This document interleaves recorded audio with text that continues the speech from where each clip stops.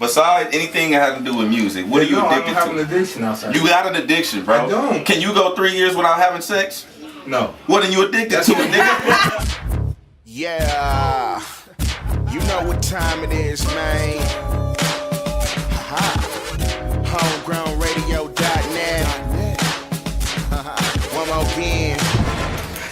We talked about that, man. Being in the business and being a producer, getting your work out there. You know, why does an artist or why does a producer choose to do producer albums? And I think the last time you told me it was like more of the freedom.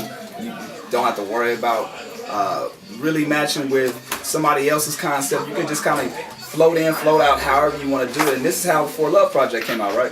Right. I mean, it's good for producers to do an instrumental album because there's so many rappers in the world now, and I'm doing quotation marks for people that can't see. Exactly. So it's like it's a creative outlet, and then at the same time, like people are always looking for beats, and if you're dope, like it's gonna spread. So like, there's the rapper in Iowa who thinks he's tight.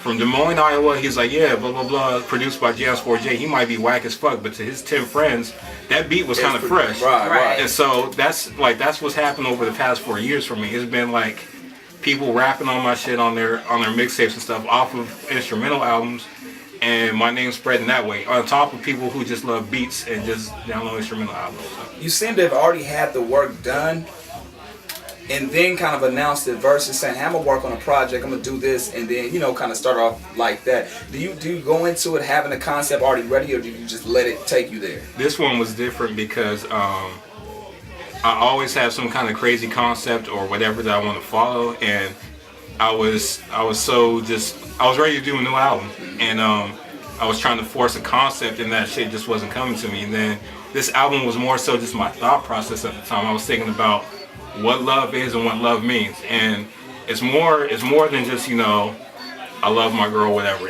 Love is like a deep emotional attachment to something, and that's not always a good thing.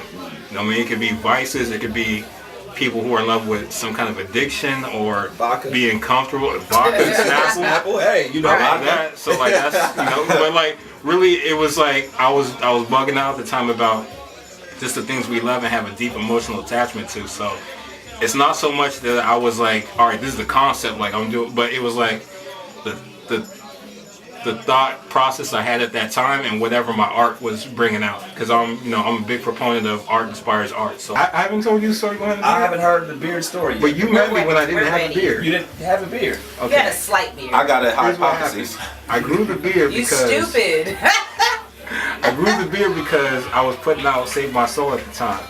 And my manager, Data One, shout out to him. All right.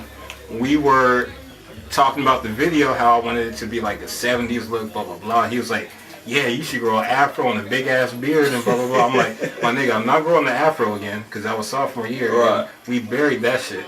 But the beard sounds dope. Right. So if people have seen that video, like I have like a little baby beard growing out, and I was like, all right, this is cool because it looks like I'm disheveled, and like that's what the album was about. Right. And I was growing it, I was like, it kind of felt like where I was at in life. I don't know how to explain that, but it was like, shit was kind of wild right now, like whatever. I'm trying to be an artist and all this shit, and the beard, it personified that. And the more I grew it, the more people were recognizing me for it, so I was like, fuck it, like this is my thing now. Marketing campaign, yeah, that's not. Now, and I can't imagine cutting that shit. Where are you at now? Where do you feel like you at this point in your I'm career? in the, that's crazy you say that, I'm in the really weird, crazy phase to, my dream has always been a full-time producer, and I'm on the verge of that right now.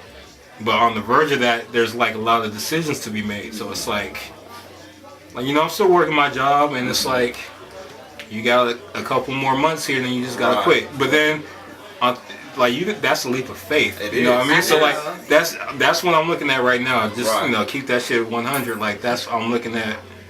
Wow, like you gotta make a lot of decisions within not within 6 to 9. Like no, next 2 or 3 months because there's a lot of shit that I'm doing right now to where it's like, this is what you've been working on every single day for 4 years. And now it's here. It's like, and now it's right there. So what are you gonna do? Exactly. Right. You said you wanted this shit, so are you gonna do it? Or so what you gonna do?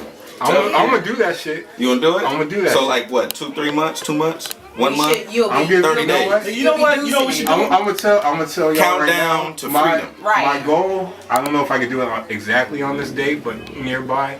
On my 27th job, I want to walk. 27th birthday, Okay. When's your which is birthday? February 19th. I Okay. want to walk in and be like, I quit. gotta go.